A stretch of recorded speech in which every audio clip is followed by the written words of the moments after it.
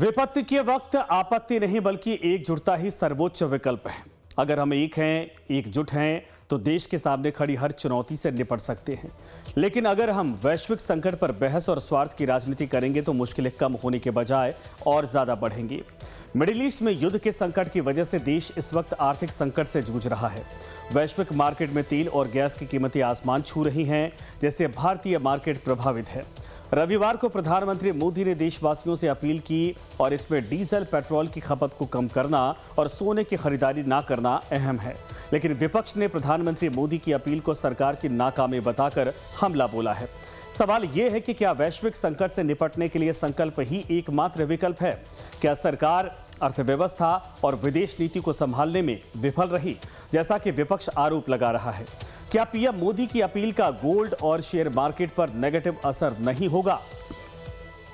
इस वक्त देश के सामने खड़े आर्थिक संकट पर हम विस्तार से चर्चा करेंगे। पीएम मोदी की अपील का मार्केट पर क्या असर होगा, इसका भी विश्लेषण करेंगे। लेकिन पहले आपको दिखाते हैं प्रधानमंत्री मोदी ने कौन से 7 संकल्प लेने की अपील देशवासियों से की है। पीएम मोदी ने कहा कि पेट्रोल, डीजल और गैस का इस्तेमाल कम करें। युद्ध के चलते दुनिया भर में पेट्रोल डीजल के दाम कई गुना बढ़ गए हैं। भारत पर इस वैश्विक संकट का असर बहुत ज्यादा है। इसके अलावा दूसरी जो अपील है, पीएम ने कहा कि पेट्रोल, गैस और डीजल बचाने के लिए हमें वर्क फ्रॉम होम जैसे उपायों की आवश्यकता है। तीसरी अपील, पीएम ने लोगों से वाहन कम चलाने और कारपूल करने और मेट्रो में सफर की अपील की है। चौथा, इसके साथ ही उन्होंने कहा कि हर परिवार खाने के तेल का इस्तेमाल थोड़ा कम करे। इससे विदेशी मुद्रा की बचत होगी और सेहत भी बेहतर होगी। और पांचवा, पीएम ने कहा कि देश को रासायनिक उर्वरकों की खपत आधी करने का लक्ष्य रखना चाहिए और तेजी से प्राकृतिक खेती की ओर बढ़ना चाहिए। छठा, शादियों, छुट्टियों और गैर जरूरी वजहों से विदेश यात्रा कुछ समय के लिए टाल दें। सातवां, इसके अलावा पीएम ने कहा कि देश हित में 1 साल तक सोना खरीदने, दान करने से बचना चाहिए और सोने के इंपोर्ट में बड़ी मात्रा में विदेशी मुद्रा खर्च होती है। लेकिन देश हित में पीएम मोदी की अपील पर विपक्ष अधीर हो गया, या यूं कहें कि विपक्ष को सरकार पर हमला करने का गोल्डन मौका मिल गया। राहुल गांधी ने पीएम मोदी की अपीलों को सरकार की नाकामी करार दिया और कहा कि देश चलाना प्रधानमंत्री के बस की बात नहीं। राहुल गांधी ने एक्स पर लिखा कि मोदी जी ने जनता से त्याग मांगा। सोना मत खरीदो, विदेश मत जाओ, पेट्रोल कम इस्तेमाल करो, खाद और खाने के तेल का उपयोग घटाओ, मेट्रो से चलो, घर से काम करो। ये उपदेश नहीं है, ये विफलता है। राहुल गांधी ने कहा कि मोदी सरकार ने 12 साल में देश को इस मुकाम पर ला दिया है कि जनता को बताना पड़ रहा है क्या खरीदें और क्या नहीं। एसपी अध्यक्ष अखिलेश यादव ने आरोप लगाया कि बीजेपी सरकार अर्थव्यवस्था और विदेश नीति दोनों संभालने में विफल रही है। जैसे ही चुनाव खत्म हुए, सरकार को संकट याद आ गया है। इधर टीएमसी सांसद साकेत गोखले ने कहा कि अगर मंत्री एयरफोर्स के विमानों में उड़ान भरते रहेंगे और बड़े बड़े काफिलों में यात्रा करेंगे तो केवल आम नागरिकों के त्याग करने से क्या होगा? चुनाव बाद ही इस तरह की अपील क्यों की गई? वहीं कांग्रेस महासचिव जयराम रमेश ने आरोप लगाया कि देश की आर्थिक स्थिति प्रधानमंत्री और उनके सहयोगियों के दावों से कहीं ज्यादा खराब है। इसीलिए तेल, गैस की कीमतों में बढ़ोतरी से पहले सरकार इस तरह से माहौल बना रही है। वैश्विक संकट के बीच विपक्ष को मोदी सरकार को घेरने का मौका मिल गया। हालांकि वैश्विक संकट पर सियासत यही कहती है कि पूरे देश को एकजुट होना चाहिए। ईरान युद्ध की वजह से पूरी दुनिया वैश्विक संकट से जूझ रही है और ये किसी से छुपा नहीं है। कच्चे तेल की कीमतें $100 प्रति बैरल से ऊपर बनी हैं। शेयर मार्केट में भी बिकवाली का दौर है, जिसका इम्पैक्ट ये है कि देश का विदेशी मुद्रा भंडार कम हो रहा। अगर हालात ऐसे ही रहे तो स्थिति बिगड़ भी सकती है। Rising crude oil prices are putting pressure on rupee once again, which has slipped to beyond 95 once again. And we should not forget that in the last financial year, we imported about 138 to 140 billion dollars of oil, and this quantum is ever so rising. तो वैश्विक संकट देश की अर्थव्यवस्था को कैसे प्रभावित कर रहा है, ये आपको बताएंगे। लेकिन पहले पीएम मोदी की डीजल, पेट्रोल की बचत करने और सोना नहीं खरीदने की अपील के मायने समझिए। दरअसल पीएम मोदी की अपील का मकसद देश के विदेशी मुद्रा भंडार को बचाना है। जिन चीजों पर हमें डॉलर खर्च करने पड़ते हैं, पीएम ने उसमें बचत की अपील की है, ताकि इंपोर्ट खर्च कम करके फॉरेन रिजर्व पर दबाव कम किया जा सके। सबसे पहला नंबर आता है ऑयल इंपोर्ट का। भारत अपनी आवश्यकता का 70 से 75% तेल इंपोर्ट करता है। साल 2024-25 में तेल इंपोर्ट करने में 11.66 लाख करोड़ रुपए खर्च हुए। पिछले 2 महीने में क्रूड ऑयल 50% तक महंगा हुआ। ऐसे में मौजूदा वित्त वर्ष में तेल इंपोर्ट में करीब 134.7 अरब डॉलर खर्च का अनुमान है। इसी तरह से सोने की बात करें तो चीन के बाद भारत 26% के साथ दुनिया का दूसरा सबसे बड़ा गोल्ड इंपोर्टर है। साल 2025-26 में गोल्ड इंपोर्ट 6.40 लाख करोड़ रुपए का रहा है। और वर्ल्ड गोल्ड काउंसिल की ताज़ा रिपोर्ट बताती है कि 2026 की पहली तिमाही में भारत में निवेश के लिए सोने की मांग गहनों से भी ज़्यादा है। गोल्ड इंपोर्ट में सालाना करीब 72 अरब डॉलर की विदेशी मुद्रा खर्च होती है और इसमें और ज़्यादा इजाफे की उम्मीद है। विदेश यात्राओं की बात करें तो साल 2025-26 में विदेश यात्राओं में भारतीयों ने 3.65 लाख करोड़ रुपए यानी कि 38.34 बिलियन डॉलर खर्च किए हैं। फर्टिलाइजर यानी कि उर्वरक के इंपोर्ट में भी विदेशी मुद्रा बहुत ज़्यादा खर्च होती है। भारत हर साल करीब 14.5 अरब डॉलर का फर्टिलाइजर इंपोर्ट करता है। हम सबसे ज़्यादा फर्टिलाइजर कतर से आयात करते हैं, इसीलिए फर्टिलाइजर के दाम चढ़े हुए हैं। खाद्य तेलों के इंपोर्ट में भी हम हर साल करीब 9.5 अरब डॉलर खर्च करते हैं। प्रधानमंत्री साहब ने जो कहा है बिल्कुल सही कहा है। आज ग्लोबल सिचुएशन ऐसी है कि पेट्रोल डीजल की जितनी हो सके हमें बचत करनी चाहिए, साथ ही साथ सोने की खरीदारी कम कर देनी चाहिए और फॉरेन ट्रेवल्स जैसे डेस्टिनेशन वेडिंग्स आजकल शौक है लोगों को करने का, वो कम से कम की जाए फॉरेन। क्योंकि आज क्या है, फॉरेक्स रिजर्व्स विदेशी मुद्रा भंडार जो हमने बहुत सालों की मेहनत से बनाया है उसके ऊपर संकट आ रहा है। हिंदुस्तान की इकॉनमी बहुत अच्छा चल रही है, बट मेरी ऑर्गेनाइजेशन आकाशनंदल.in का मानना है ग्लोबल इश्यूज़ की वजह से, यूएस ईरान इजराइल इशू की वजह से दुनिया में संकट आया हुआ है जो हमारे फॉरेक्स रिजर्व भी इंपैक्ट कर रहा है। तो देश के आर्थिक नजरिए से देखें तो सोना और कच्चा तेल दो ऐसी चीजें हैं जिसमें भारत की सबसे ज्यादा विदेशी मुद्रा खर्च होती है। तेल और गैस की खपत तो ज्यादा कम नहीं किया जा सकता, लेकिन सोने की खरीद को टाला जा सकता है। प्रधानमंत्री ने इसे एक नैतिक अपील की तरह लोगों के सामने रखा, लेकिन आम लोगों की टेंशन बढ़ गई। दिल्ली और भोपाल में पेट्रोल खरीदने वाले लोगों का क्या कहना है, ये आप सुनिए। नहीं, जो उन्होंने बोला है अच्छा बोला है और उस चीज़ का हम पालन करेंगे और हो सकता है तो घर पे ही बैठ के या अपने काम पे बैठ के उस काम को हम सफल करेंगे। ज़्यादा पेट्रोल का या डीजल का यूज़ नहीं करेंगे। जिस ड्यूटी के लिए वर्क फ्रॉम होम है वो तो अच्छा है, लेकिन जो परमानेंट ड्यूटी करने वाले उनके बगैर ऑफिस से काम ही होगा तो वो तो ड्यूटी पर आएंगे। किस तरीके से देखते हैं, क्या प्रधानमंत्री मतलब उनका सोच अच्छा है। लिया जाए कि अगर घर पर रहेंगे मैम तो कमाना भी तो ज़रूरी है पेट के लिए, है ना। अगर काम नहीं करेंगे घर से तो बाहर निकलना ही पड़ेगा। पहली बात तो रोज़गार नहीं है, अगर थोड़ा बहुत रोज़गार भी है तो काम नहीं करेंगे घर से बाहर निकल कर तो कैसे दाल रोटी चलेगा।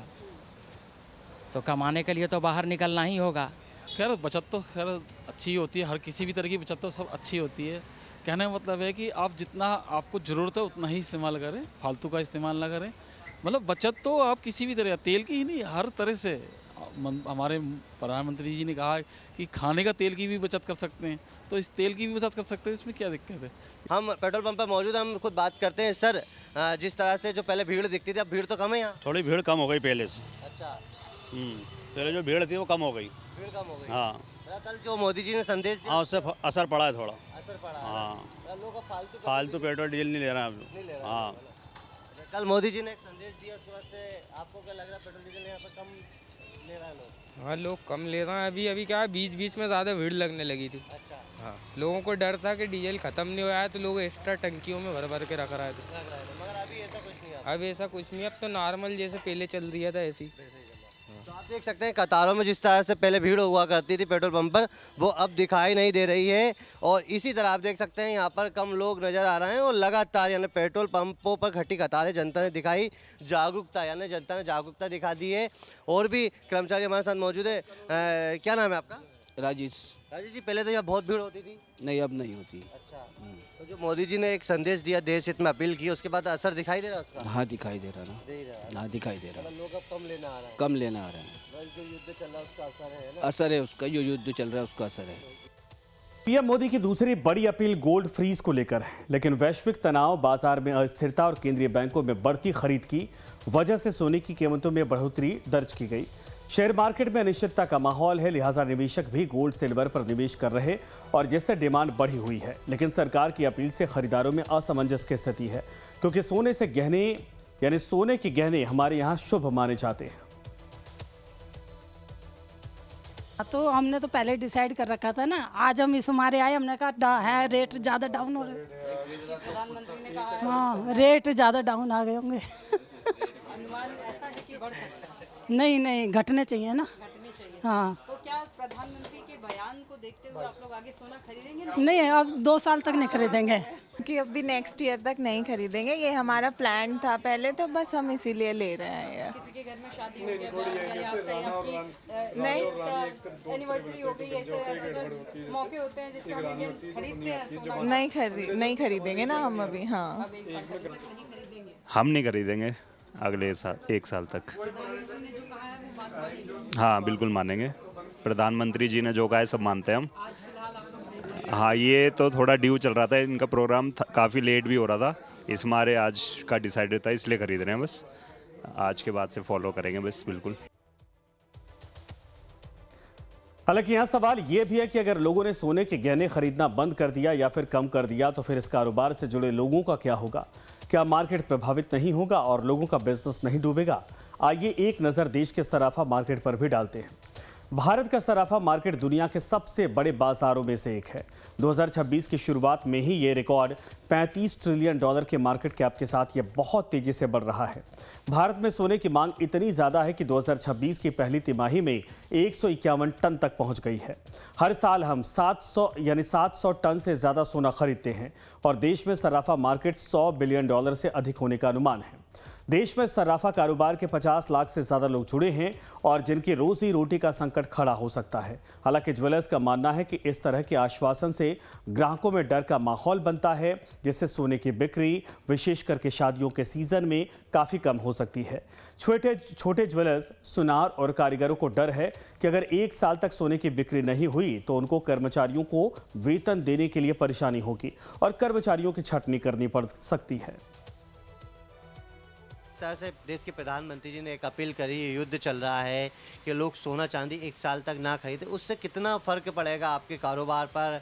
आम जनता जो शादी ब्याह में सोना खरीदना, थोड़ा तो अंतर पड़ेगा, क्योंकि फिर अब शादी विवाह के लिए व्यक्ति अपने पुराने जेवर लाएगा और उन्हें गला के नए जेवर बनवाएगा, तो लगभग 50% अंतर तो पड़ना चाहिए। अंतर तो दिखेगा। प्रधानमंत्री जब अपील करेंगे तो उसका अंतर तो होता ही होता है, और ये अच्छा भी है, देश हित में अच्छा भी है। अच्छा निर्णय, हाँ अच्छा निर्णय भी है।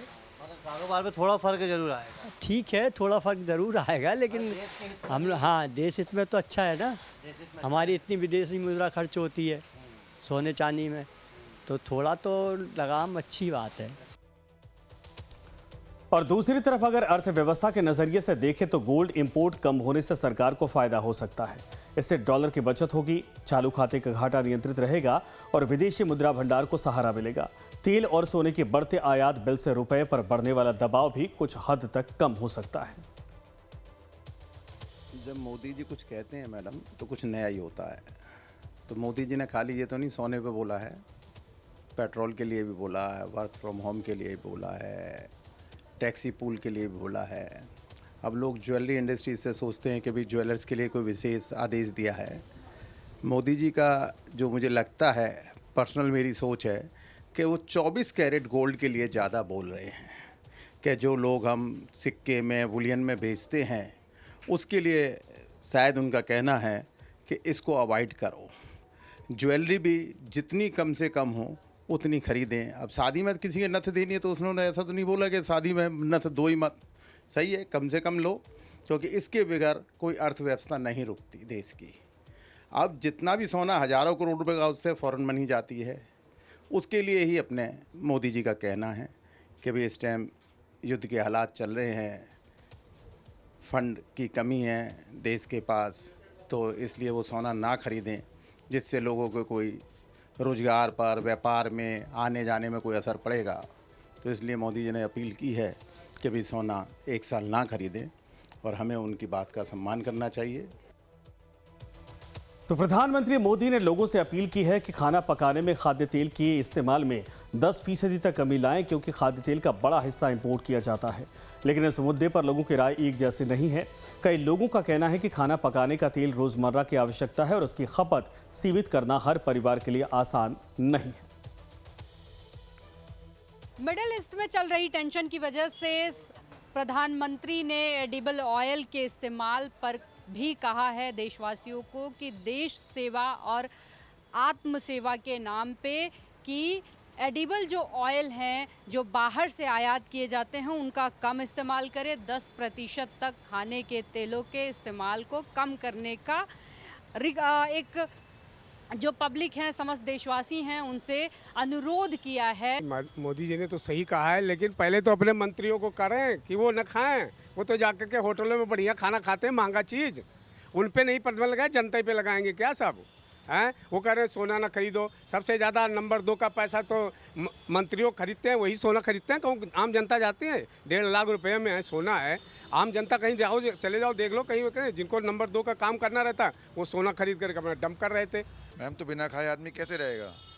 सबसे ज़्यादा तो यही खाते हैं। खाने को कह रहे हैं कि कम सिलेंडर पे 1500 रुपये बढ़ा दिए हैं, कमर्शियल वाले 3000 रुपये कर दिया है, जो 1500 रुपये का था। और बड़ा छोटा वाला जो है 3000 रुपये ब्लैक हो रहा है। ब्लैक का मतलब सब इनके पास ही जा रहा है पैसा। की अगर बात की जाए, खाने की तेल के का इस्तेमाल भी कम करने को कहा है कि 10% कम कर दीजिए, आपके स्वास्थ्य के लिए भी लाभ। ये कम करेंगे तो जनता क्या खाएगी, जनता क्या पिएगी? मैं तो बता दूं, जनता को तो चाहिए नहीं चाहिए। तो प्रधानमंत्री मोदी की अपील का असर शेयर मार्केट में भी देखने को मिला। मार्केट की शुरुआत भारी गिरावट के साथ हुई। हॉर्मूज संकट, ईरान अमेरिका के बीच फिर से बढ़ती तनातनी और प्रधानमंत्री मोदी की अपील से मार्केट में अनिश्चितता का माहौल दिख रहा है। सेंसेक्स और निफ्टी में भारी गिरावट दर्ज की गई। सेंसेक्स 800 अंकों की गिरावट के साथ 76,638 पर खुला और 1313 अंक गिरकर 76,015 पर बंद हुआ, जबकि निफ्टी भी 206 अंक लुढ़क कर 23,970 पर खुली और 360 अंक गिरकर 23,815 पर बंद हुई। भारतीय करेंसी भी एक बार फिर से सबसे निचले स्तर पर पहुंच गया। $1 की कीमत बढ़कर 95.62 रुपये हो गई है और जिससे निवेशकों की चिंताएं और ज़्यादा बढ़ गई हैं। बहुत समय से निवेशकों को यही बोल रहा हूँ कि ये बहुत ही अच्छा समय निवेशकों के लिए, ट्रेडर्स के लिए नहीं है मैं बोल रहा हूँ। निवेशक जो हैं उनके लिए तो जैसे ही आप ये समझिए कि सेल का टाइम होता है, मॉल वगैरह में आप देखिए कंपनियां सेल लगा के बैठी होती है। सेम सिचुएशन है कि अभी सेल का टाइम है, शेयर सस्ते मिल रहे हैं, अच्छे शेयर्स आपको सस्ते में मिल रहे हैं।